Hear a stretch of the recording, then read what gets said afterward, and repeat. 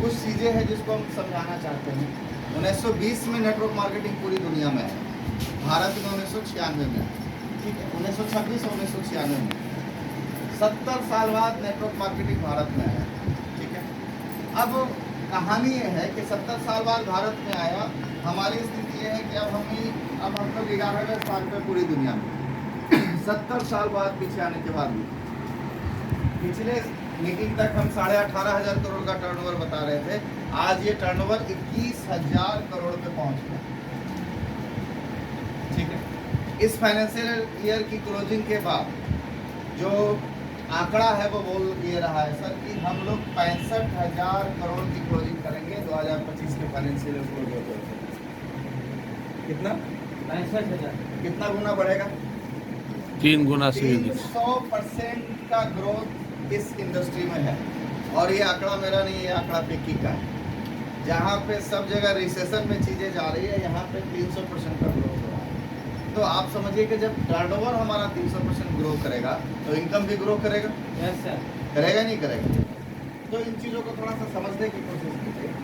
अच्छा, दो तीन जो घटना घटा उसको मैं आपको बताना चाहता हूँ जो पॉजिटिव है इस चीज़ों के लिए।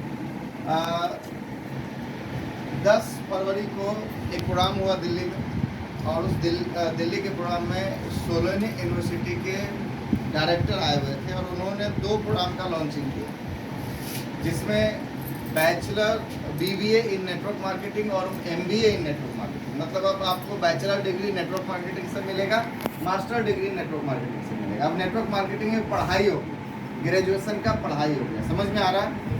तो यहाँ से एक सामाजिक मान्यता वाली जो बातें होगी ना वो अब शुरू हो जाए, ठीक है। 2021 में नेटवर्क मार्केटिंग पे कानून बन गया, तो भारत सरकार इसको वैलिड इंडस्ट्री का दर्जा भी दे दिया, ठीक है। इसके बाद भी हम लोग हिडन छुपे हुए थे, मतलब उस तरीके से पूरा एक्सप्लोर नहीं हो पाया था। एक्सप्लोर मतलब पूरी तरीके से खुल के सामने ये इंडस्ट्री नहीं आ पाया था। तो 8 मार्च को महिला दिवस के अवसर पे इंदिरा गांधी इंडोर स्टेडियम में दिल्ली में 25,000 महिलाएं थी दिल्ली में नेटवर्क मार्केटिंग से जुड़ी हुई। कितनी? 25,000 महिलाएं। और उस प्रोग्राम में भारत सरकार के 2 मंत्री स्मृति ईरानी और पीयूष गोयल, ये दोनों आए थे और उन्होंने क्लियर बोला कि भविष्य नेटवर्क मार्केटिंग, और उन्होंने ये बोला कि ये एक हिडन मतलब छुपा हुआ ये है। और जो प्रधानमंत्री जी बोले थे, लखपति दीदी का एक कोई ये चला था, शायद आप लोग को याद होगा, जब यूपी आए थे तो लखपति दीदी का। तो स्मृति ईरानी का उसमें ये था कि ये जो आई हुई है ये तो ऑलरेडी लखपति दीदी हैं पहले से। अगली बार जब हम इस प्रोग्राम में आए तो यहाँ में से मैक्सिमम जो दीदी हो वो करोड़पति दीदी बन के हम लोग उनका भाग, मतलब सामाजिक मान्यता की शुरुआत हो चुकी है। अब हमें इस सिस्टम में लगने की जरूरत है।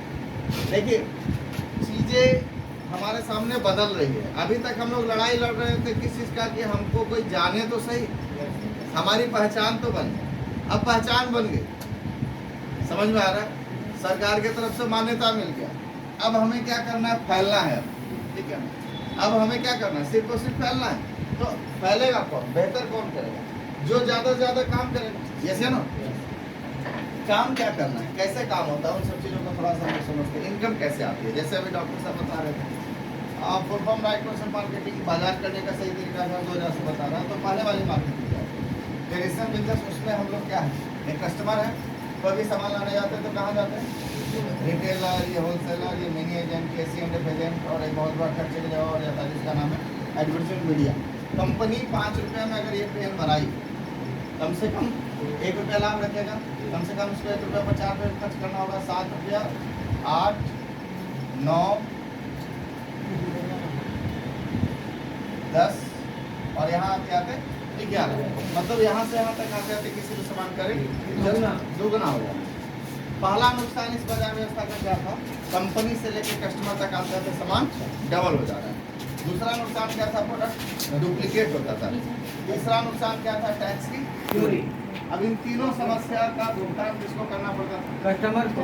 हम जैसे आम ग्राहक को। ऐसे ना RCM क्या बोली कि हम इन लोग को हटा देते हैं, ठीक है, तो पहला फायदा क्या होगा, ये 6 रुपए का सामान अब आपको 11 के जगह पे कितने में मिलेगा, 10 में। 10 रुपए। दूसरा फायदा क्या होगा, डुप्लीकेट सामान नहीं मिलेगा, अब ओरिजिनल सामान मिलेगा। तीसरा फायदा क्या होगा, टैक्स पे बिल मिलेगा। आप जो भी प्रोडक्ट हमारे यहाँ खरीदते हैं सब क्या होगा, टैक्स पे बिल मिलेगा। और चौथा फायदा क्या होगा, ये जो 50% पैसा यहाँ बचता था, अब ये 50% पैसा हम जैसे आम लोगों को मिलेगा, जो कि सबसे बड़ा फायदा है। समझ में आ रहा। अब ये 50% पैसा लेने के लिए हमको करना क्या है, कुछ छोटे छोटे काम करना है। चाहते हैं 50% पैसा हमारे घर में आए, यस सर। क्या करना है, खाना है और बताना है। बताना है। कितने लोग खाते हैं और कितने लोग बताते हैं, बहाना है बताना, नहाना है बताना है, ये दो करने से आपका ये काम होगा। ऐसे ये काम हम कर रहे हैं ना। कौन मिठाई वाले के बारे में बोल देते हैं, दुर्गेश स्वीट्स। अच्छा, दुर्गेश स्वीट्स में आप पता नहीं कितने लोगों को मिलते हैं ना सर। अभी रामगढ़ में वहाँ एक पकड़िया है कपड़े की दुकान में, पूरा एकदम हुजूम भर भर के उसमें जाते हैं लोग खरीदारी करने के लिए। अच्छा, उसको इतना बड़ा किसने बनाया, जनता हम लोग। हम आपने बनाया। जैसे दुर्गेश को अगर दुर्गेश स्वीट्स बनाया तो किसने बनाया, हम आपने बनाया, है ना।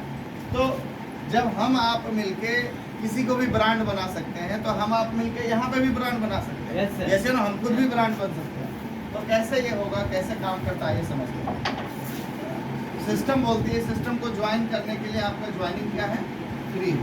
आपको ज्वाइनिंग में 1 रुपया भी पैसा नहीं लगता। आपको सिर्फ आपका eKYC देना होता है, आपके सिस्टम में ज्वाइनिंग हो जाएगा।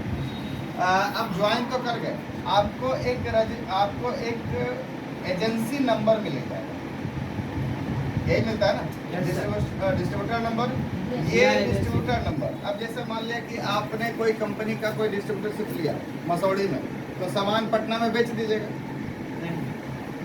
बेच पाइएगा, नहीं बेच पाइएगा। एजेंसी का नियम ये है कि आप जिस जगह के लिए लिए हैं वहीं पे आप सामान, आपको एक टेरिटरी में बांध दिया जाता है। समझ में आ रहा है। लेकिन ये एक ऐसा एजेंसी नंबर है जो आप मसौड़ी में भले लिए हैं, लेकिन आप चाहे तो कलकत्ता, आप चाहे तो दिल्ली, आप चाहे तो पटना, आप चाहे तो रांची, आप चाहे तो चेन्नई, आप चाहे तो मुंबई, आप चाहे तो लखनऊ, आप चाहे तो कहीं भी पूरे भारत में कहीं पे भी आप अपने सामानों को बेच सकते हैं। ठीक है, अब आइए समझते हैं फायदा क्या है। अब सीधे आते हैं फायदे। सर छोड़िए ये सब, फायदा बताइए कि फायदा क्या है।